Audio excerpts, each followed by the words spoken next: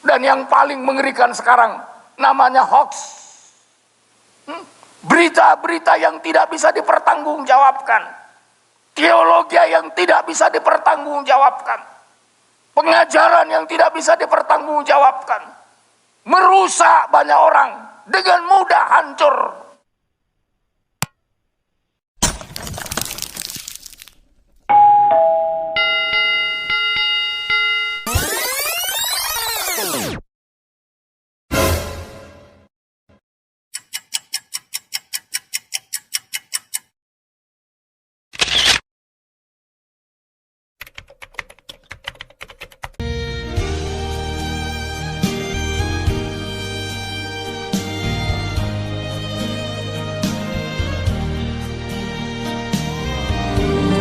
Benar Tuhan, kami bersyukur punya Tuhan yang setia sampai akhir hidup kami Tuhan.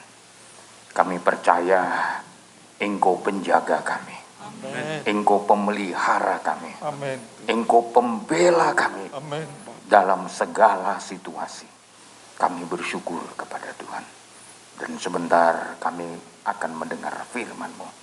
Kami percaya segala pujian dan hormat kami sudah ditujukan untuk Engkau.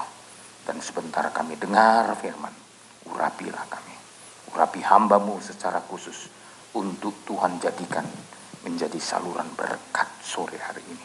Dalam nama Tuhan Yesus Kristus, kami bersyukur dan berdoa. Bersama kita katakan, amin. Silakan duduk. Bapak, Ibu, saudara-saudaraku yang kekasih, saya mengucapkan selamat hari Minggu, salam sejahtera buat kita sekalian ya, shalom, shalom. Kita patut mengucap syukur karena Tuhan kita, Kristus kepala, adalah Tuhan yang setia sampai akhir hidup kita, sampai hari di mana Dia akan datang kembali. Dia adalah Tuhan yang setia. Sore hari ini, di samping ibadah kita, ibadah Minggu, kita akan juga penyerahan anak saudara, pemberkatan anak-anak saudara ya. Dan hari ini saya mengambil waktu di semua tempat ibadah kita, di Batam maupun di Tanjung Uban, saudara. Ya, tadi ya di Batam, khususnya di Balue, ada 8 keluarga yang menyerahkan anak. Ya, 2 minggu yang lalu, saudara, ada 4 ya. 12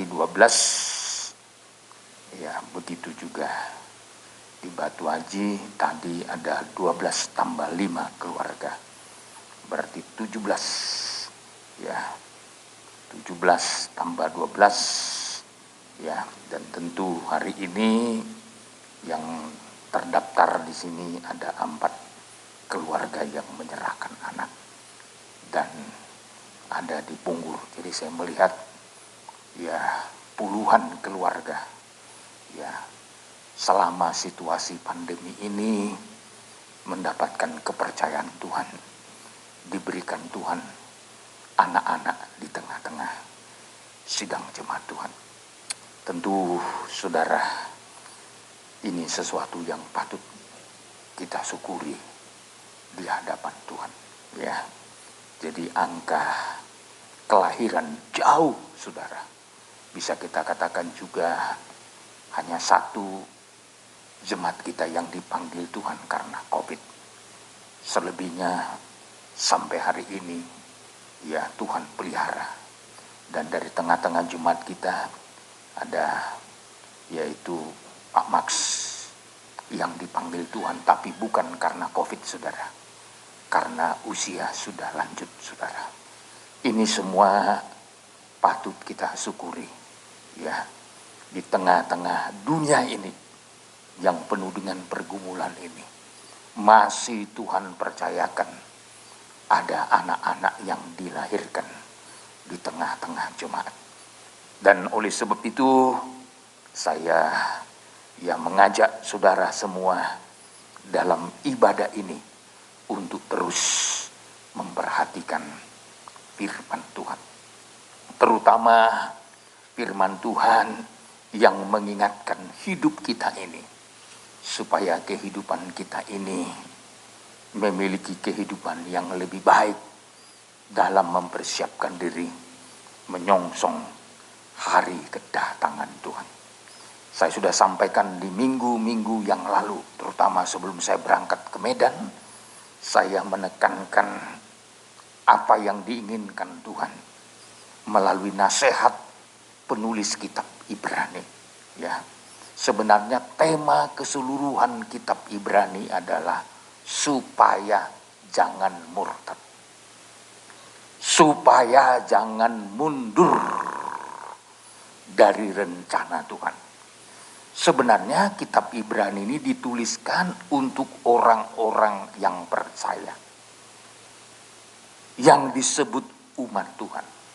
Ya, ini bukan ditulis untuk kehidupan orang-orang ya secara umum, saudaraku, orang-orang di luar Tuhan. Tapi ini surat ditujukan kepada umat Tuhan yang sudah percaya, ya. Maka kitab Ibrani, kitab yang mengingatkan gereja Tuhan yang sudah percaya untuk tidak murtad. Ya. Murtad itu, saudara, seringkali dianggap, saudaraku, murtad soal agama. Ya. Ada banyak orang Kristen beragama Kristen, tapi hidupnya sebenarnya sudah keluar dari kekristenan yang sesungguhnya. Sudah murtad. Sudah meninggalkan firman. Sudah tidak konsisten lagi beribadah. Sudah tidak lagi melayani Tuhan seperti yang diharapkan Tuhan. Oleh sebab itu kitab Ibrani pasal 3, ya, kalau saudara baca ayat 7 sampai ayat 19, temanya binasa karena murtad. Kepada siapakah gerangan firman Tuhan ini diarahkan? Ternyata kalau kita pelajari, ternyata ditujukan kepada umat Tuhan. Ya. Umat Tuhan yang sedang menuju kepada kebinasaan. Ada 3 persoalan, saudara. Ya. Kalau saudara memperhatikan pasal 3 ayat 16, sebenarnya ya sampai ke ayat 19. Sebenarnya dari ayat 7, saudaraku, tapi saya mau singkat saja, intinya saya mau sampaikan. Ayat 16 dimulai. Siapakah mereka yang membangkitkan amarah Allah? Ya, terus. Sekalipun mereka mendengar suaranya. Ya. Bukankah mereka semua yang keluar dari Mesir di bawah pimpinan Musa? Ya. Dan siapakah yang ia murkai 40 tahun lamanya? Bukankah mereka yang berbuat dosa dan yang mayatnya bergelimpangan di padang gurun? Terus. Dan siapakah yang telah ia sumpahi bahwa mereka takkan masuk ke tempat perhentiannya? Bukankah mereka yang tidak taat? Ayat 19. Demikianlah kita lihat bahwa mereka tidak dapat masuk oleh karena ketidakpercayaan mereka. Ya. Jadi ada 3 kata di sini. Siapakah mereka yang membangkitkan amarah Tuhan? Siapakah yang ia murkai 40 tahun lamanya? Dan yang ketiga, siapakah yang telah ia sumpahi. Ya. Jadi ada kalimat siapakah? Siapa yang pertama, saudaraku, dijawab di sini adalah yang membangkitkan amarah Tuhan. Adalah mereka yang mendengar suaranya. Sekalipun mereka semua, mereka mendengar suaranya. Bukankah mereka semua yang keluar dari Mesir di bawah pimpinan Musa? Jadi membangkitkan amarah Tuhan. Itu yang pertama. Yang kedua, ya, yang dimurkai Tuhan 40 tahun lamanya. Dan yang ketiga, yang disumpahi. Jadi kalau sudah disumpahi itu udah jelas tak ada lagi jalan keluar. Kalau sempat Tuhan berkata, mereka takkan masuk ke tempat perhentiannya. Dan 3 persoalan ini penyebabnya cuma satu. Yaitu ayat 19. Di sini disebut, demikianlah kita lihat bahwa mereka tidak dapat masuk oleh karena ketidakpercayaan mereka. Ketidakpercayaanlah sumber masalah terbesar. Sekalipun mereka mendapat kesempatan mendengar firman, toh hidup mereka membangkitkan amarahnya Tuhan. Seharusnya orang kalau udah dengar firman kan, harusnya hidup mereka itu dapat menyenangkan hati Tuhan. Dan di sini saudaraku yang diperingatkan adalah umat Tuhan. Bukan orang-orang di luar umat Tuhan. Ya. Jadi jangan heran kalau akhir zaman juga masih banyak umat Tuhan membangkitkan amarahnya Tuhan.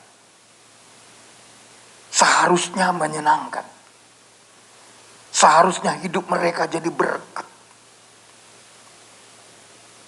Tapi justru membangkitkan amarahnya Tuhan. Padahal mereka sudah mendapat kesempatan mendengar firman. Ini satu peringatan untuk gereja Tuhan. Ya. Persoalan pertama adalah karena umat Tuhan selalu sesat hatinya. Saya tadi pagi katakan, hati manusia seperti taman, saudara. Kalau taman itu mau tampak indah, menyenangkan, seharusnya taman itu harus dijaga.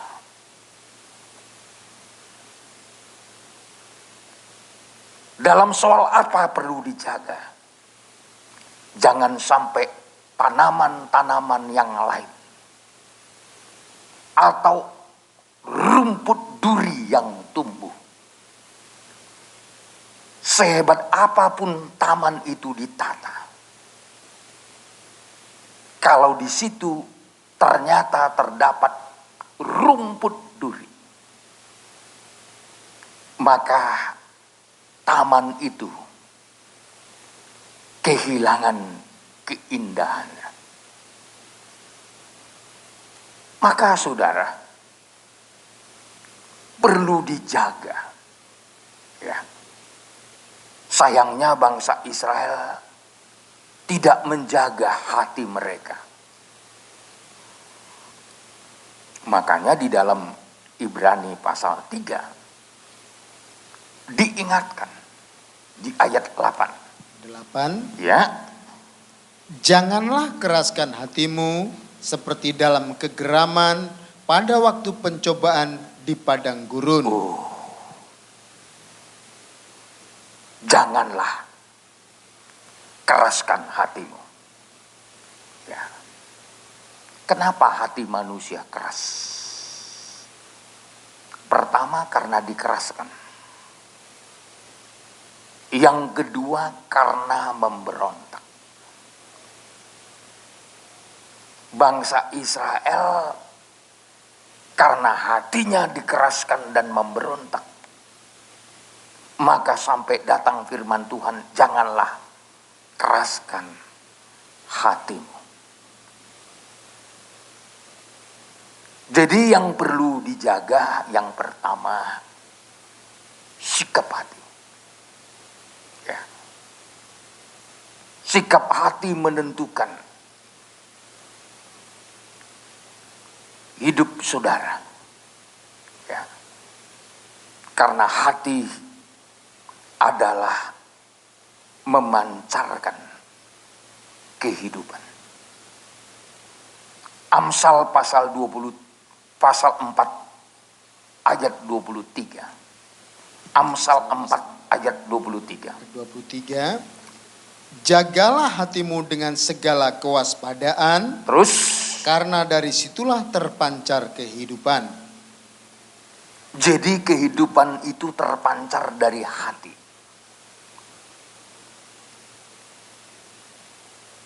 Jadi kalau hati tidak terjaga, maka hidup kita ini tidak bisa memancarkan sesuatu yang indah, yang berkenan kepada Tuhan. Maka jagalah hatimu dengan segala kewaspadaan, karena dari situlah terpancar kehidupan. Hati merupakan pancaran dari kehidupan kita. Orang yang berbahagia kelihatan lewat hatinya. Orang yang lagi senang, damai, sukacita, dipancarkan lewat hatinya. Jadi hati memancarkan kehidupan yang bagaimana kita. Kehidupan yang berbahagia pun kita nampak ketika dipancarkan hati kita. Keluarga yang berbahagiakah kita? Nampak melalui pancaran hati kita. Tak bisa dibohongi, saudaraku. Hati adalah memancarkan kehidupan. Kehidupan yang bagaimana yang sedang kita jalani, dipancarkan lewat hati kita. Iri hatikah? Kebenciankah? Kepahitankah? Itu bisa dipancarkan lewat hati.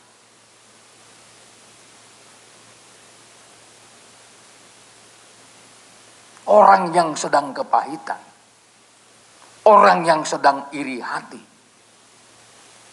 orang yang menyimpan kebencian, dendam,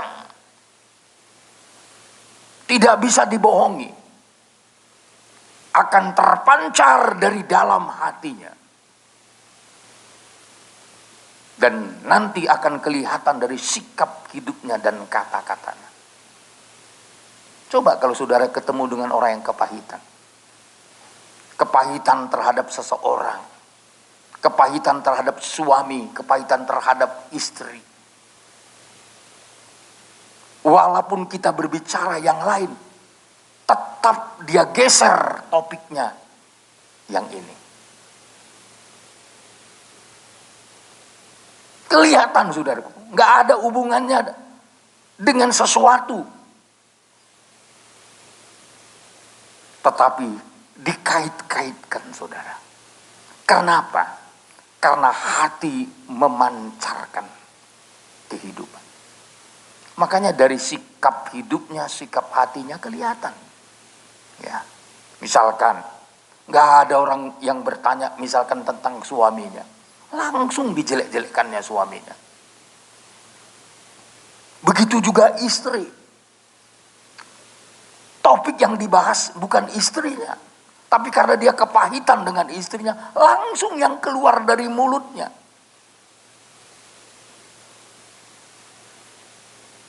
Kenapa sampai Alkitab mencatat, jagalah hatimu dalam segala kewaspadaan. Karena bangsa Israel, gagalnya umat Tuhan berkaitan dengan sikap hati mereka. Pertama, keras. Yang kedua, sesat hatinya. Maka di ayat yang ke-10, Ibrani pasal yang ketiga ayat 10. Itulah sebabnya aku murka kepada angkatan itu. Terus. Dan berkata, selalu mereka sesat hati. Sesat hati. Kenapa Tuhan bangkit amarahnya kepada umat Tuhan? Karena ketika Tuhan memeriksa bangsa Israel, ternyata persoalan hatinya selalu sesat.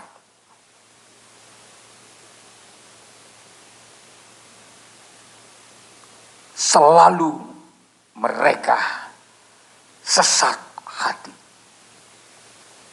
Padahal mereka sudah dengar firman loh. Ya. Kalau orang tidak mendengar firman Tuhan sesat, wajar saudara. Ya. Tapi ini mereka sudah dengar firman. Firman yang mereka dengar nggak berguna bagi mereka. Jadi makanya orang kalau udah sesat hatinya, firman yang bagaimanapun disampaikan itu nggak masuk. Nggak masuk. Saya kalau besuk orang yang sudah sesat hatinya, hampir tidak ada yang tertolong. Karena kita kasih firman yang bagaimanapun, kita khotbah yang bagaimanapun, karena hatinya sudah sesat, firman itu selalu tertolak, saudara. Kenapa, saudara? Karena Tuhan sudah tentukan mereka akan dimurkai Tuhan. Saya mau katakan, jangan menjadi orang yang ditentukan Tuhan untuk menerima murka. Biar ambil kesempatan ditentukan Tuhan untuk diselamatkan. Amin. Bukan untuk dimurkai. Karena firman Tuhan berkata, benda-benda kemurkaannya. Ada orang-orang tertentu, ada benda-benda yang dikhususkan untuk dikenai murka Tuhan.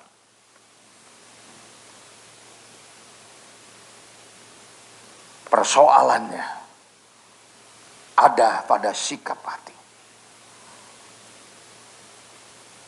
Mereka selalu sesat hati. Bahkan mereka sudah dengar firman. Ya, begitu kan? Coba ayat pasal 4 dulu. Pasal 4. Ayat yang kedua. Ayat kedua. Karena kepada kita diberitakan juga kabar kesukaan, ya, sama seperti kepada mereka. Terus. Tetapi firman pemberitaan itu tidak berguna bagi mereka. Terus. Karena tidak bertumbuh bersama-sama oleh iman dengan mereka yang mendengarnya. Mereka mendapat kesempatan mendengar firman. Bahkan di ayat 6, ayat 6. Ayat 6. Ya. Jadi sudah jelas bahwa ada sejumlah orang akan masuk ke tempat perhentian itu, Sedangkan mereka yang kepadanya lebih dahulu diberitakan kabar kesukaan itu tidak masuk karena ketidaktaatan mereka. Mereka sudah lebih dulu mendapatkan firman.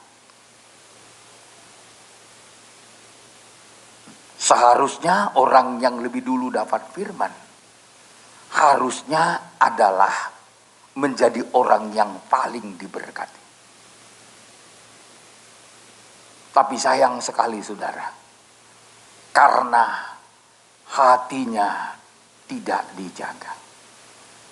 Seperti menjaga sebuah taman. Ini persoalannya. Kalau taman itu dijaga, tidak dibiarkan, tidak ditinggalkan. Coba kebun-kebun yang ditinggalkan. Coba lihat. Mungkin 2 minggu saja saudara tidak menjaga kebun saudara. Sudah banyak hal-hal yang lain tumbuh. Nggak usah jauh. Rumah saudara saja. Kalau dibiarkan, ditinggalkan. Coba lihat. Mungkin saudara akan heran. Rumah yang saudara sudah bersihkan. Ketika saudara datang mengunjunginya karena sudah lama tertinggal. Tiba-tiba kotor. Saya terkejut ketika melihat rumah kita. Ya, di apa namanya? Di mana itu? Di Sokling ya. Ya. Saya melihat tiba-tiba kotor semua di dalam. Tamannya yang begitu indah sudah mulai rumput duri yang tumbuh. Ya.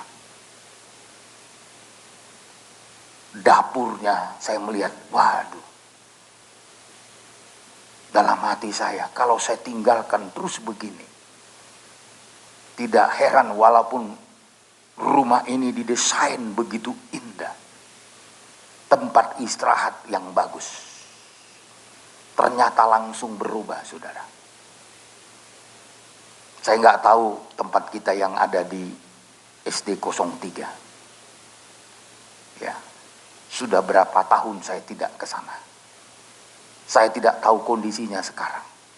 Tapi saya sudah bisa membayangkan itu. Walaupun saya tidak ke sana.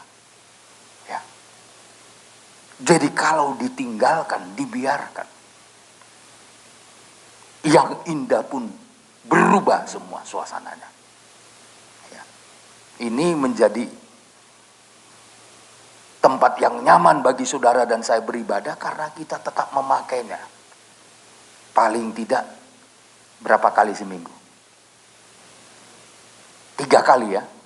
Minggu, Rebu, Jumat.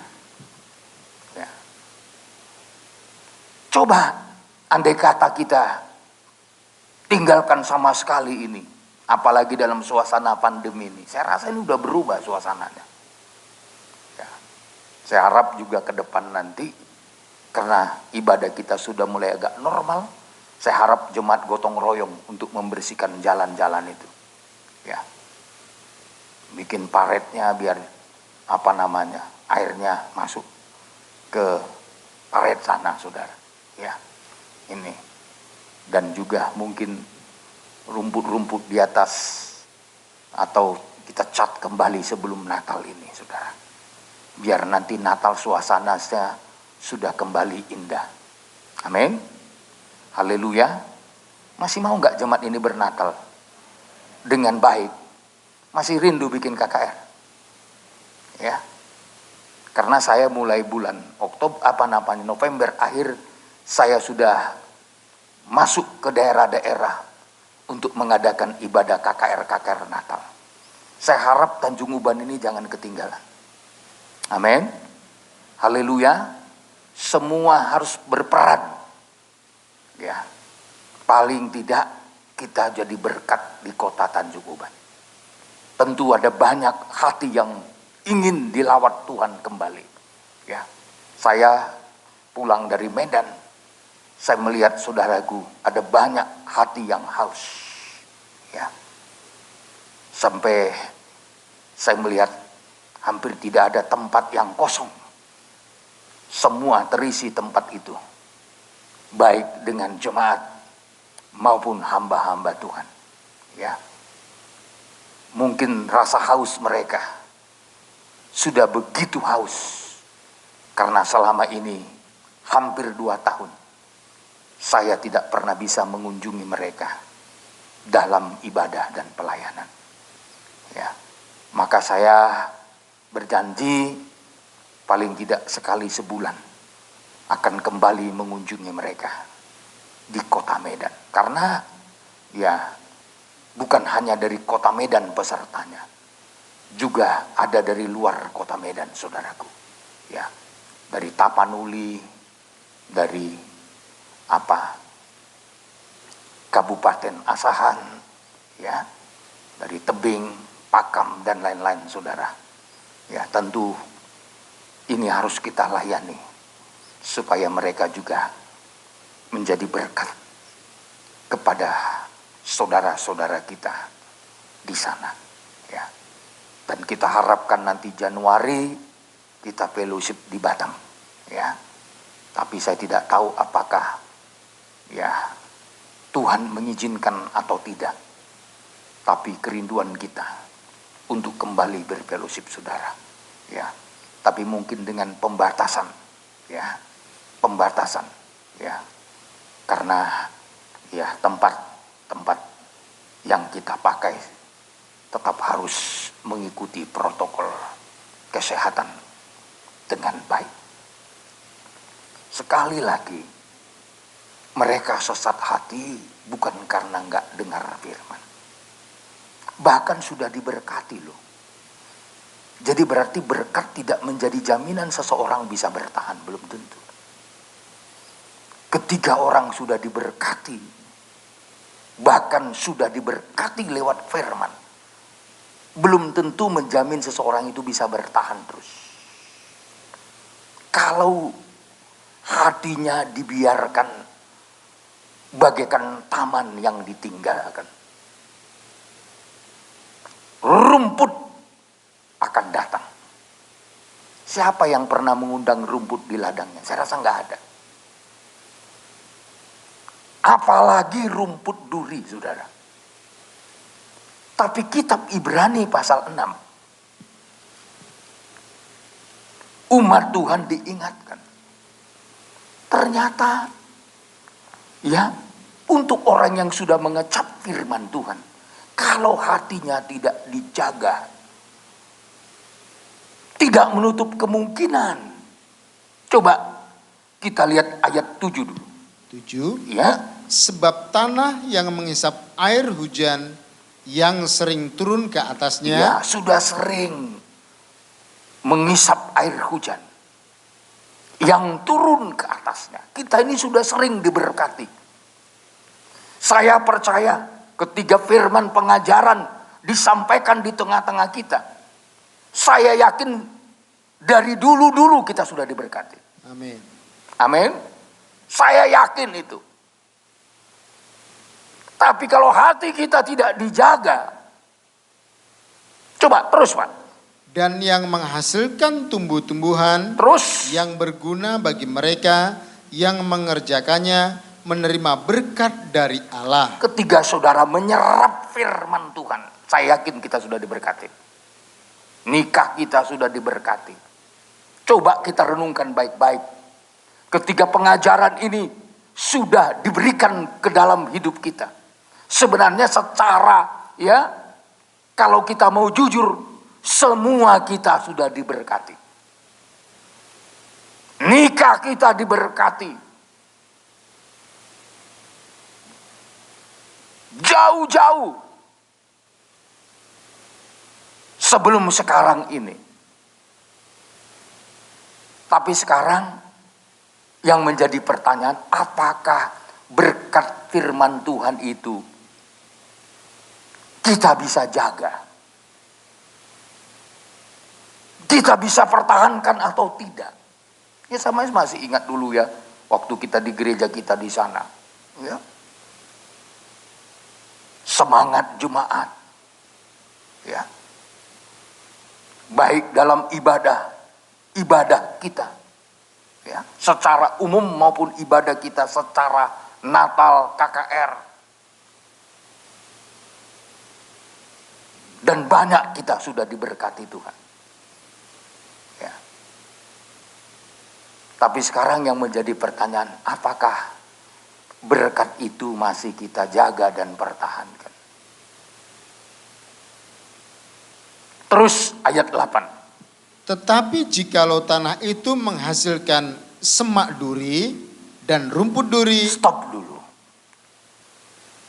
Tapi ketiga tanah itu, taman hati kita, hidup kita, menyelusup yang namanya semak duri dan rumput duri. Ini bisa mengubah berkat menjadi kutuk. Kalau kita biarkan rumput duri, semak duri masuk,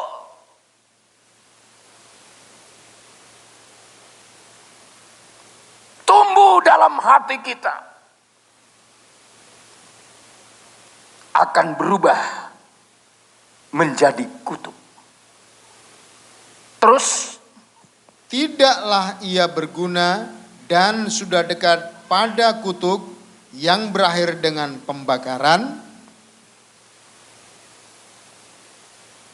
Jadi sikap hati perlu dijaga. Sikap hati menentukan apakah kita tetap menjadi orang yang diberkati atau menjadi orang yang dulunya diberkati sekarang berubah menjadi kutuk.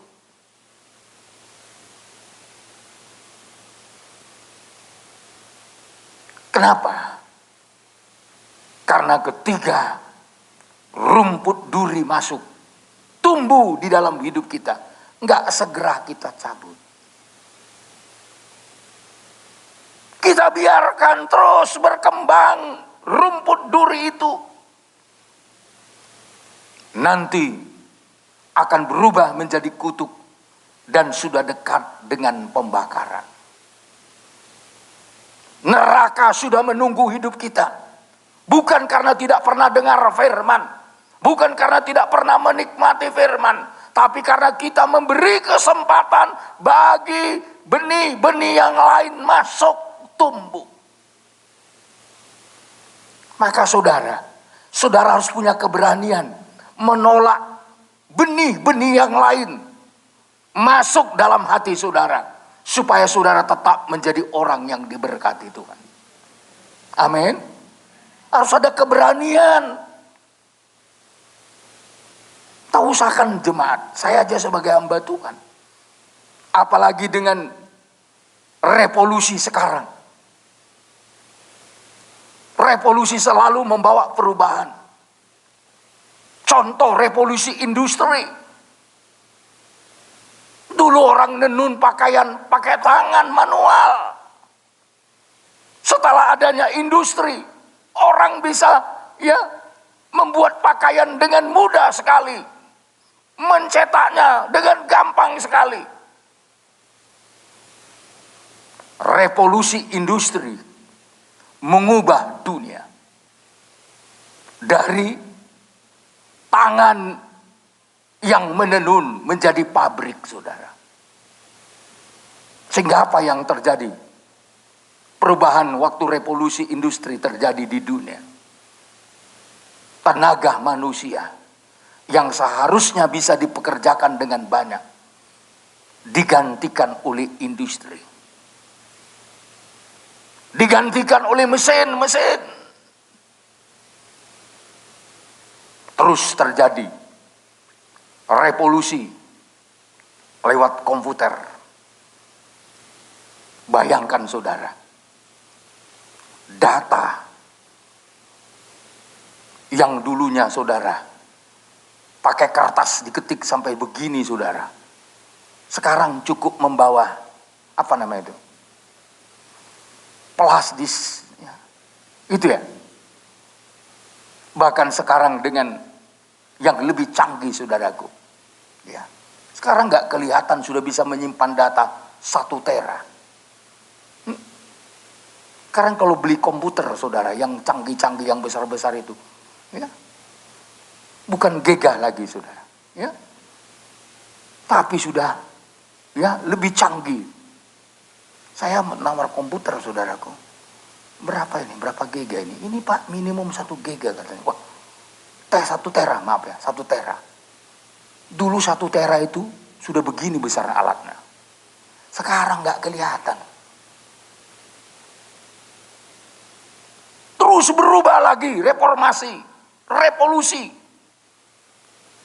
Internet.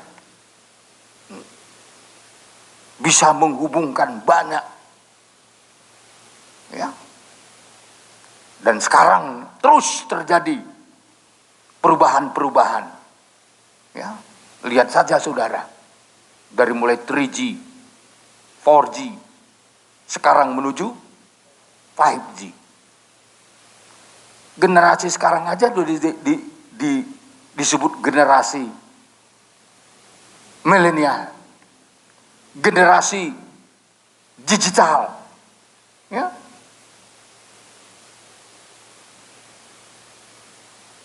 Generasi 4.0, gitu ya.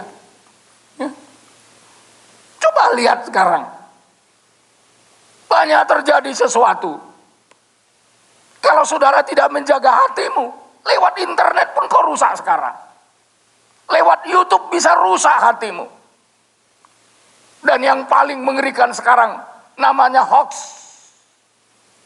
Berita-berita yang tidak bisa dipertanggungjawabkan. Teologi yang tidak bisa dipertanggungjawabkan. Pengajaran yang tidak bisa dipertanggungjawabkan. Merusak banyak orang, dengan mudah hancur. Orang yang taat bisa berubah dari ketaatannya. Orang yang tekun hilang ketekunannya. Orang yang rendah hati tiba-tiba jadi sombong. Karena dipengaruhi apa? Revolusi digital ini. Maka saya minta jemaat harus sadar. Ada positifnya, ada negatifnya. Anak-anak kita sekarang bisa sekolah.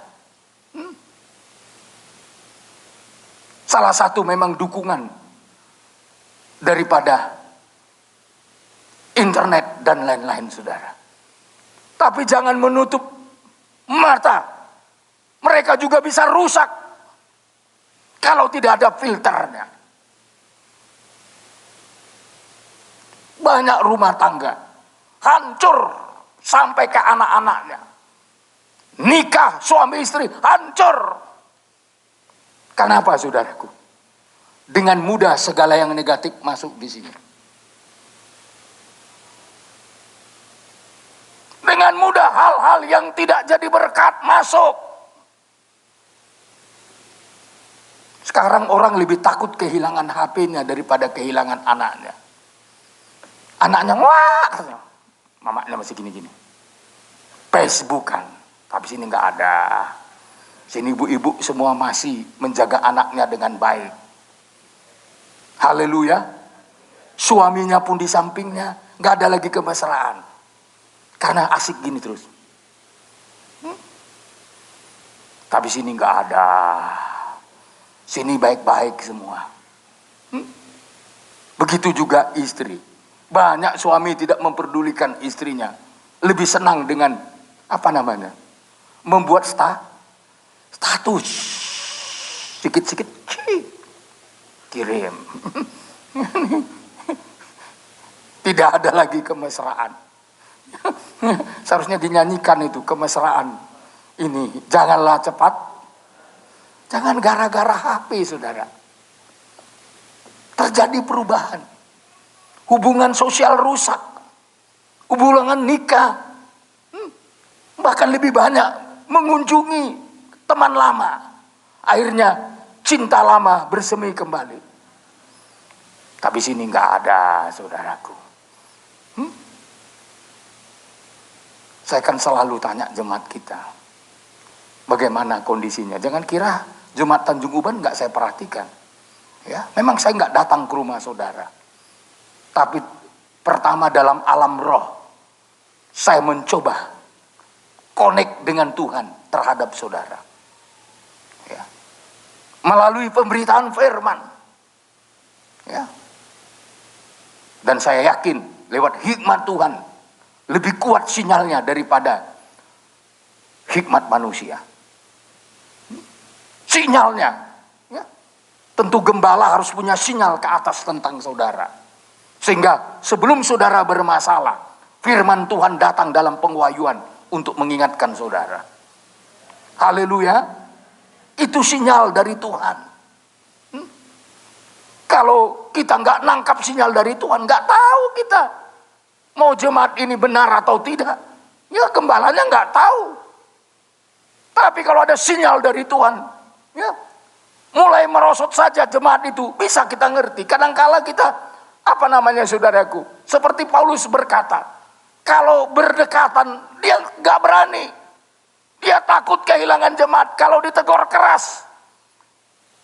Tapi melalui suratnya dia berani tegas. Kadangkala sebagai gembala juga demikian. Berhadapan muka dengan jemaat, sungkan. Takut belum siap jemaat menerima teguran. Tapi dari jarak jauh bisa diamati semua. Satu persatu. Saudara, kita tidak mau berkat berubah menjadi kutuk. Kita sudah banyak menyerap firman Tuhan. Oleh sebab itu, kita harus memiliki sikap hati kita. Jangan biarkan hati kita dikeraskan. Jangan biarkan hati kita selalu disesatkan. Kita minta Tuhan jaga hatiku. Bahkan Yehezkiel berkata, berikanlah hati yang baru, roh yang baru. Ya. Dengan hati yang baru, dengan roh yang baru, kita bisa mendapatkan pertolongan Tuhan. Amin. Bukankah begitu? Yehezkiel 36 ayat 26. Ya. Kamu akan kuberikan hati yang baru. Hati yang baru terus. Dan roh yang baru. Ya terus. Di dalam batinmu. Dan aku akan menjauhkan dari tubuhmu hati yang keras. Terus. Dan kuberikan kepadamu hati yang taat. Maka doa kita tiap hari. Berikanlah kami hati yang baru. Dan roh yang baru. Roh yang taat. Supaya apa? Supaya kita tidak membangkitkan amarahnya Tuhan. Justru kita membangkitkan kasih Tuhan itu mengalir dari sorga untuk hidup saya dan hidup saudara sekalian. Maka pemazmur berkata, tahirkanlah hatiku. Ya. Kalau Yehezkiel berkata, hati yang baru, roh yang baru. Tapi Mazmur 51 ayat 12. Ya. Yang ke-12, jadikanlah hatiku tahir, ya Allah, dan perbaharuilah batinku dengan roh yang teguh. Iya. Jadikanlah hatiku tahir, ya Allah. Perbaharuilah batinku. Jadi batin kita perlu mendapatkan pembaharuan. Ya. Kalau salah satu persoalan dalam kitab Nabi Yeremia, saudara, hati mereka, saudara, tidak mau dibaharui. Karena nggak mau dibaharui, akhirnya suku Yehuda dilemparkan ke Babel selama 70 tahun. Maka Yeremia mengatakan, Yeremia pasal 4 ayat 3 sampai 4. Ya, ayat 3 sampai 4. Sebab beginilah firman Tuhan kepada orang Yehuda, ya, dan kepada penduduk Yerusalem. Bukalah bagimu tanah baru. Terus. Dan janganlah menabur di tempat duri tumbuh. Iya, teruskan. Sunatlah dirimu bagi Tuhan Terus, dan jauhkanlah kulit katan hatimu, ya, hai orang Yehuda dan penduduk Yerusalem, terus, supaya jangan murkaku mengamuk seperti api dan menyala-nyala dengan tidak ada yang memadamkan oleh karena perbuatan-perbuatanmu yang jahat. jangan sampai murka Tuhan ngamuk. Diobok-oboknya manusia yang hatinya tidak bersunat, yang hatinya tidak mau dijadikan memiliki hati yang baru. Jadi sikap hati menentukan. Karena hati yang keras dan hati yang sesat ini membuat kita jadi bodoh dan tidak berpengertian. Kalau hati kita biarkan keras, hati kita biarkan sesat, yang bijak pun hilang kebijakannya. Penghalang terhadap kebijakan dan pengertian ada di dalam hati manusia. Maka Ulangan pasal 29 ayat 2 sampai 4. Ulangan 29 ayat 2 sampai 4. Musa memanggil seluruh orang Israel untuk berkumpul lalu berkata kepada mereka. Terus, sudah kamu lihat segala yang dilakukan Tuhan di tanah Mesir di depan matamu terhadap Fir'aun dan terhadap semua pegawainya dan terhadap seluruh negerinya. ya terus. Cobaan-cobaan yang besar yang telah dilihat oleh matamu sendiri, tanda-tanda dan mujizat-mujizat yang besar itu. Ayat 4. Tetapi sampai sekarang ini Tuhan tidak memberi kamu akal budi. Sampai sekarang ini Tuhan tidak memberimu akal budi. Tetap kurang bijaksana. Kenapa? Karena hati bangsa Israel dikeraskan. Jadi hati yang keras, hati yang tidak dijaga, membuat kita kehilangan akal budi. Dengan kata lain, seharusnya kita jadi orang bijak, tetapi kita kehilangan kebijakan, bahkan terjerumus kepada pengertian-pengertian yang salah, karena tertutup lewat hati yang keras. Maka Musa mengajak bangsa Israel kumpul semua. Dan peringatannya, salah satu isinya, tetapi sampai sekarang Tuhan tidak memberikan kamu akal budi untuk mengerti, terus, atau mata untuk melihat, atau telinga untuk mendengar. Jadi orang tidak bijak, orang tidak ngerti, orang tidak bisa memperhatikan, memahami, walaupun melihat, punya telinga, tetapi jauh dari pengertian. Apa penyebabnya, saudaraku? Intinya ada pada hati manusia. Kalau hati saudara mau dilembutkan, salah satu berkatnya, saudaraku, kita mendapatkan berkat akal budi. Kita dapat berkat pengertian. Apa yang kita dengar, kita pahami. Haleluya. Seringkali kan saudara, karena gak kita pahami berkat firman Tuhan itu. Coba kita pahami. Semua berkat firman itu akan menjadi kenyataan dalam hidup kita. Asal kita pahami dengan benar. Kita ngerti dengan benar. Ya.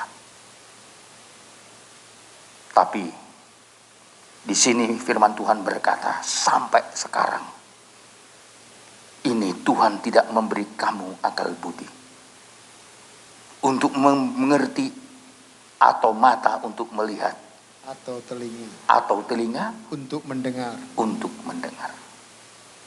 Oleh sebab itu, poin yang pertama, Kenapa sampai ada kalimat siapakah yang membangkitkan amarah Tuhan? Ya, mereka yang sudah pernah mendengar tapi selalu sesat hatinya. Oleh sebab itu saudara, Tuhan himbau kita, mengajak kita, berdoalah supaya Tuhan kasih hati yang baru, roh yang baru, hati yang disucikan, roh yang disucikan, untuk membuat kita memahami apa yang Tuhan inginkan. Haleluya. Amin. Haleluya. Amin. Yang kedua, siapakah yang Tuhan murkai selama 40 tahun lamanya?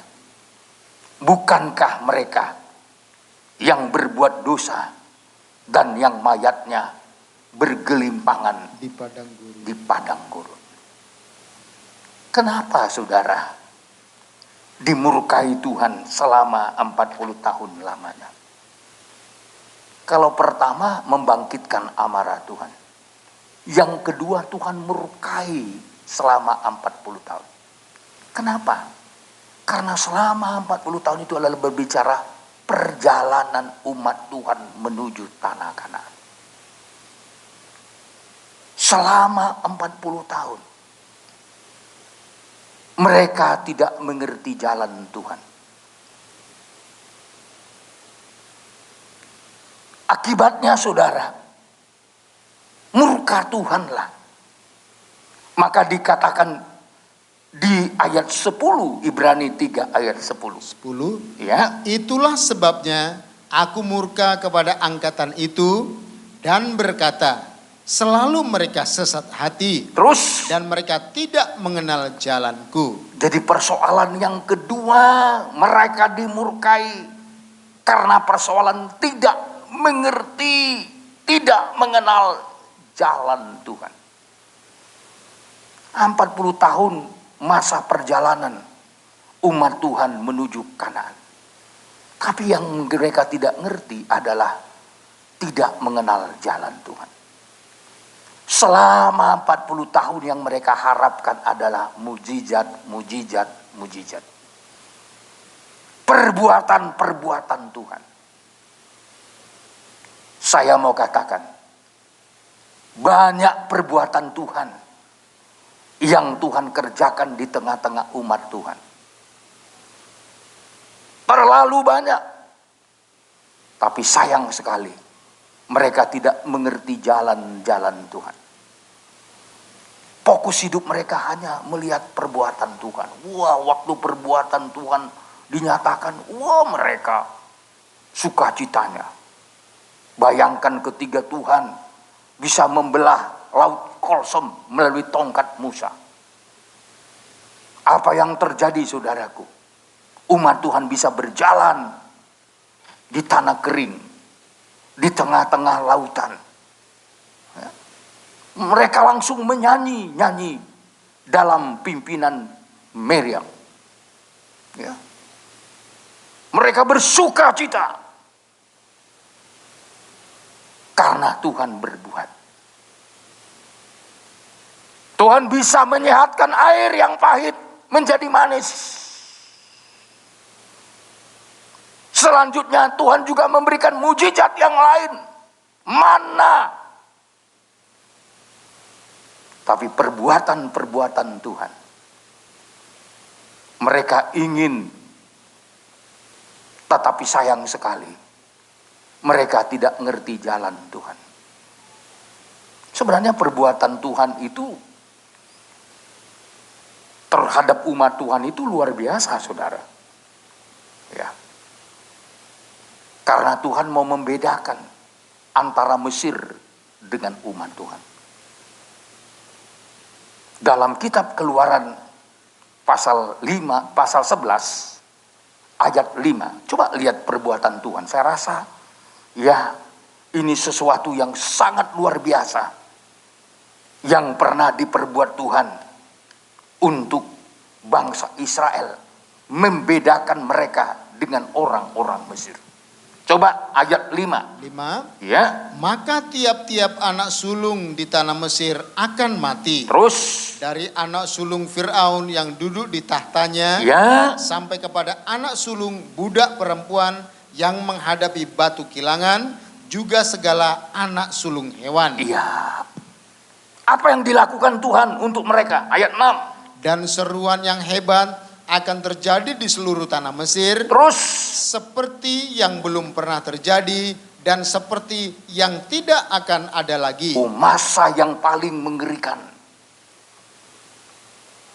Dan masa yang paling mengerikan itu, Tuhan membunuh setiap anak sulung di Mesir.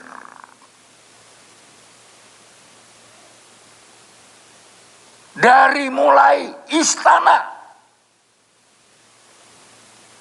sampai anak sulung hewan pun tewas.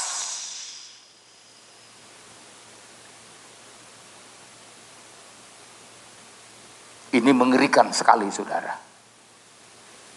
Tapi Tuhan buat perbedaannya. Betapa jeritan malam itu. Hebatnya, seruan yang hebat akan terjadi di seluruh tanah Mesir. Seperti yang belum pernah terjadi, seperti yang tidak akan ada lagi. Tidak pernah sehebat itu terjadi tangisan, jeritan, seruan. Itu diperuntukkan untuk orang Mesir. Tapi sekarang lihat untuk bangsa Israel. Ayat 7. Tetapi kepada siapa juga dari orang Israel, Ya. seekor anjing pun tidak akan berani menggonggong, Terus. baik kepada manusia maupun kepada binatang, supaya kamu mengetahui bahwa Tuhan membuat perbedaan antara orang Mesir dan orang Israel. Bayangkan, kepada orang Israel Tuhan buat perbedaan, tetapi kepada siapa juga dari orang Israel, seekor anjing pun tidak akan berani menggonggong. Enggak usahkan mati, anjing pun tidak bisa menggonggong. Karena Tuhan mau membuat perbedaan antara umatnya dengan yang bukan umatnya. Bayangkan di sini disebut seekor anjing pun tidak akan berani menggonggong. Baik kepada manusia maupun kepada binatang. Kalau saudara dan saya menjadi umat Tuhan, Tuhan buat perbedaan. Yang satu mengalami jeritan tangis, tapi yang satu lagi ada damai, saudara. Anjing pun tidak diizinkan Tuhan membuat ribut umat Tuhan. Biar tenang semuanya.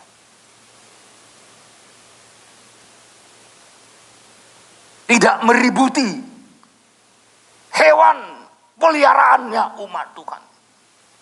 Artinya usaha dan pekerjaan Tuhan, pekerjaan kita pun dijaga Tuhan. Haleluya. Yakin saudara Tuhan jaga usahamu? Tuhan jaga bisnismu? Supaya ada perbedaan antara umat Tuhan dengan yang bukan umat Tuhan. Ada damai loh. Bayangkan anjing aja di setel sama Tuhan. Nggak boleh kau gonggong itu ya. Itu umatku. Amin. Nggak usah digigit saudaraku. Digonggong aja nggak boleh.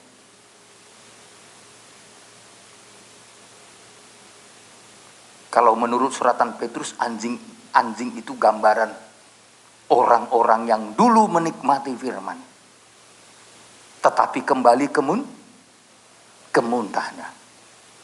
Sampai digambarkan seperti anjing yang kembali ke muntahnya. Seperti babi yang kembali ke kubangannya. Dia tidak mampu mengganggu kita kalau kita dibuat Tuhan menjadi umat Tuhan yang berbeda. Haleluya. Haleluya. Tuhan setel untuk menjaga damai sejahtera kita. Ya. Mau ada damai? Ada damai bukan saja atas pribadi kita, tapi nikah kita. Selanjutnya juga usaha dan pekerjaan kita ada ketenangan. Haleluya. Coba kalau tenang saudara dalam bekerja, ada banyak yang bisa saudara kerjakan. Ya. Kalau ada damai dalam usaha saudara, waduh, nggak banyak stres. Kalau nggak banyak stres, nggak naik asam lambung. Haleluya. Amin. Coba kalau stres, belum buka udah stres, tambah buka tambah stres. Ya. Apa nggak mengerikan saudara? Ya. Tapi kalau ada ketenangan, tidak dibiarkan Tuhan anjing menggonggong. Wah, saya waktu renungkan ini, hebat kali Tuhan ini membuat perbedaan antara Mesir dengan umatnya. Ya, makanya saudara nggak usah takut. Haleluya. Nggak usah takut nggak dapat makan ke depan. Nggak usah takut hidup masa depanmu dan anak-anakmu. Ya. Jadi kenapa Tuhan murkai selama 40 tahun? Karena nggak ngerti jalan Tuhan. Soal perbuatan Tuhan, mereka lihat. Saya sampaikan minggu-minggu yang lalu, orang hanya mengejar mujizat dan kesembuhan. Semua itu di pandangan Tuhan tidak ada artinya. Tuhan tidak mau jadi raja atas orang-orang yang hanya mencari Tuhan hanya karena persoalan mujizat, kesembuhan, dan perut. Itu saudara bisa belajar dalam Injil Yohanes pasal 6, ayat 1, ayat 2, dan selanjutnya ayat 15. Tuhan menyembunyikan diri.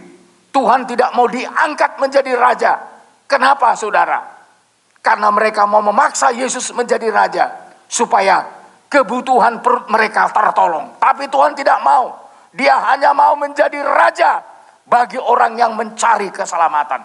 Bukan hanya sekedar mencari mujizat, mencari kesembuhan, mencari makan minum, tapi mencari kebenaran firman Tuhan.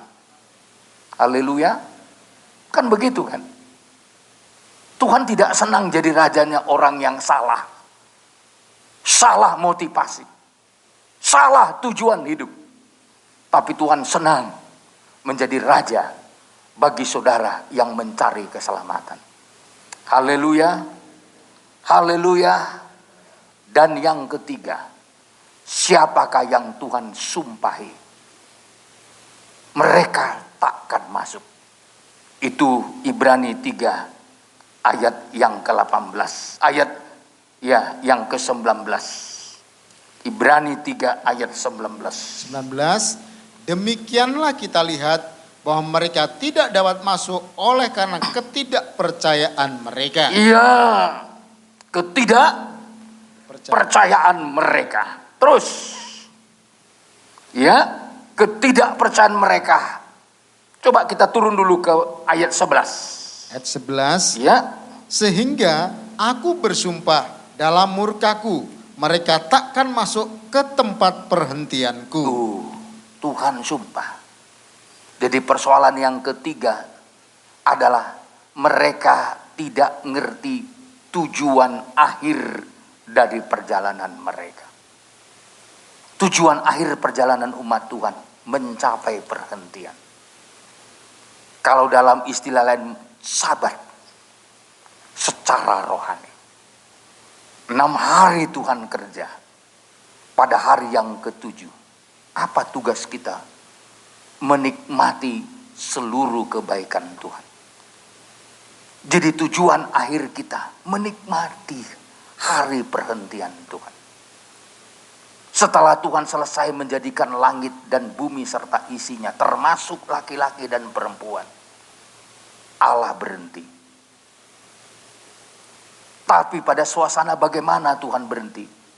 Setelah manusia ditempatkan di Taman Eden, tinggal menikmati saja. Saya mau katakan kepada saudara sore hari ini, poin yang ketiga, miliki pengertian tujuan akhir dari perjalanan kita. Tujuan akhir adalah mengalami perhentian sabat. Maka saudaraku, Yesus adalah sabat bagi kita. Orang yang hidup dalam Kristus mengalami perhentian di dalam Kristus.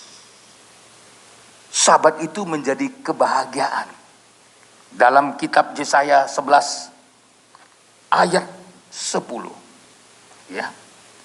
Yesaya 11 ayat 10. Ayat 10 Yesaya pasal 11. Ya.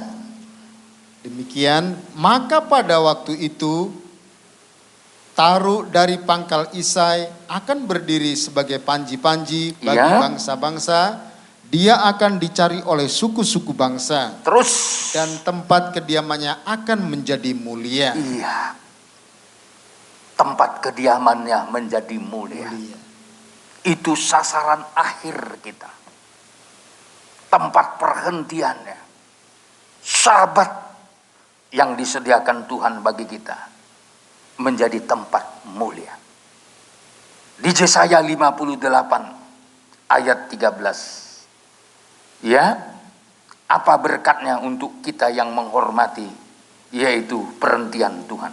Silakan. 13. Apabila engkau tidak menginjak-injak hukum Sabat, ya, dan tidak melakukan urusanmu pada hari kudusku, ya, terus. Apabila engkau menyebutkan hari Sabat hari kenikmatan, ya, terus. Dan hari kudus Tuhan hari yang mulia, terus. Apabila engkau menghormatinya dengan tidak menjalankan segala acaramu dan dengan tidak mengurus urusanmu atau berkata omong kosong. Kalau kita menikmati perhentian dalam Kristus.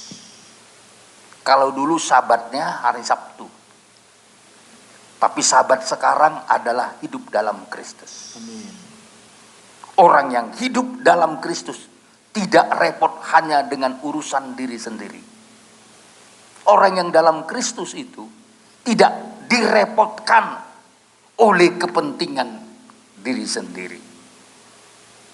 Kalau itu kita hargai hidup dalam Kristus. Coba ayat 14. Maka engkau akan bersenang-senang karena Tuhan. Mau senang-senang? Amin. Mau berbahagia? Karena Tuhan, teruskan. Dan aku akan membuat engkau melintasi puncak bukit-bukit di bumi. Iya, terus. Dengan kendaraan kemenangan. Iya, terus. Aku akan memberi makan engkau dari milik pusaka Yakub, bapa leluhurmu, sebab mulut Tuhanlah yang mengatakannya. Jadi ada berkat-berkat khusus bagi orang yang hidup di dalam Tuhan. Bagaikan ada dalam suasana Sabat. Bersenang-senang. Dapat melintasi puncak-puncak bukit di bumi. Persoalan setinggi apapun, saudara dapat melintasinya. Haleluya. Terlalu kecil kalau hanya persoalan makan minum, saudaraku. Kematian pun saudara bisa lewati. COVID-19 kita sudah lewati, saudara. Sampai hari ini. Tentu banyak persoalan terjadi di muka bumi ini. Tapi saudara diberikan Tuhan bisa melewatinya bagaikan melewati puncak-puncak bukit. Haleluya. Masih Tuhan tolong saudara. Dan juga disebut di sini dengan kendaraan kemenangan. Di dalam Kristus saudara bagaikan berada dalam kendaraan. Ya. Kendaraan kemenangan. Kendaraan kemenanganmu adalah Kristus. Pokoknya dalam Kristus pasti sampai kepada tujuan. Menang. Menang atas dosa. Menang atas maut. Menang atas dunia ini. Dan kita betul-betul lebih dari pemenang karena Tuhan. Dan selanjutnya saudaraku, Aku akan memberi makan engkau dari milik pusakaku Yakub, bapa leluhurmu. Dikenyangkan Tuhan. Haleluya. Haleluya. Saudara yakin? Amin. Tuhan kenyangkan saudara? Amin. Mari kita tutup Alkitab kita. Segera sebentar kita akan masuk dalam penyerahan anak saudaraku. Mari kita nyanyikan kepada Tuhan. Musim akan selalu berganti. Haleluya. Kasih Tuhan tetap abadi. Tak akan berubah sampai selamanya. Ku tetap percaya. Oh, terima kasih Tuhan. Kita bersyukur kepada Tuhan. Kita menyanyikan pujian ini. Musim akan selalu berganti. Kasih Tuhan tetap abadi. Oh, terima kasih Tuhan. Dan kami berbangga Tuhan sebagai warga kerajaan sorga. Amin. Tuhan menjaga kami. Amin. Tuhan memelihara kami. Amin. Tuhan menolong kami. Amin. Dan kami terlalu yakin Amin. sebagai warga sorga, kami adalah milik kepunyaan Amin. Tuhan. Biji mata Tuhan. Amin. Engkau tidak akan membiarkan kami binasa. Amin.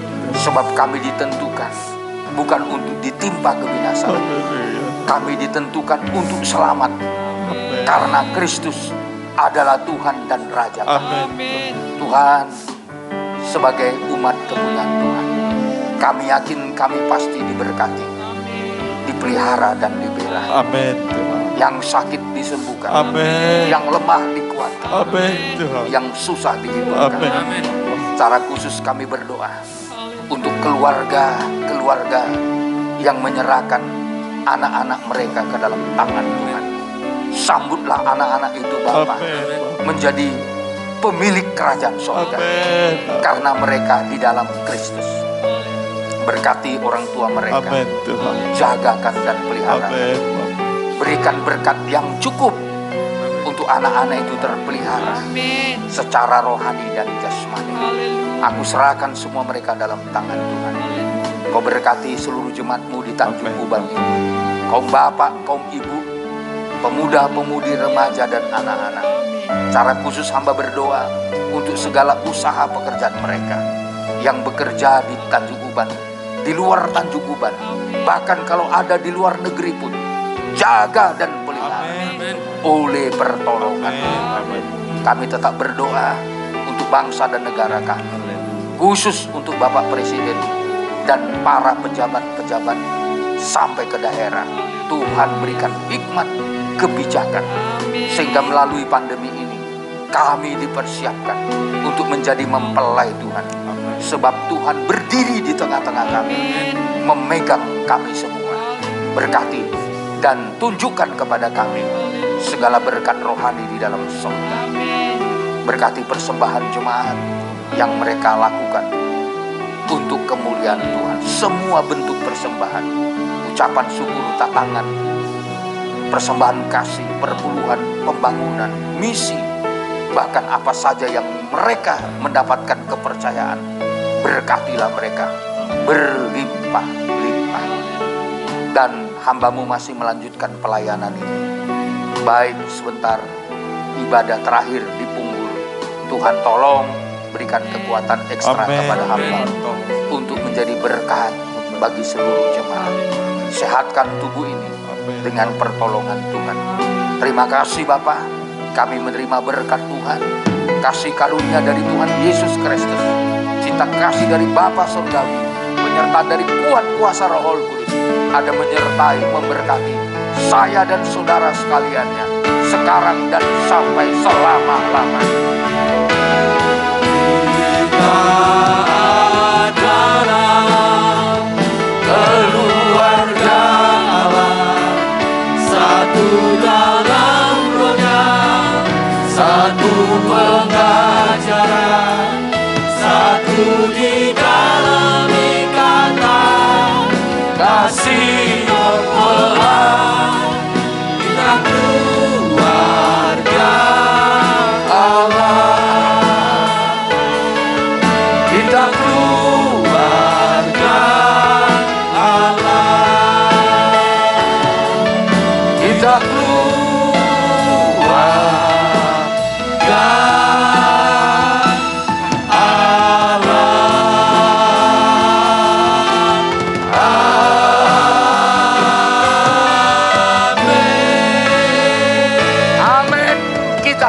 Allah. Saudaraku, pengumuman bagi saudara atau anak-anak saudara yang mau dibaptis.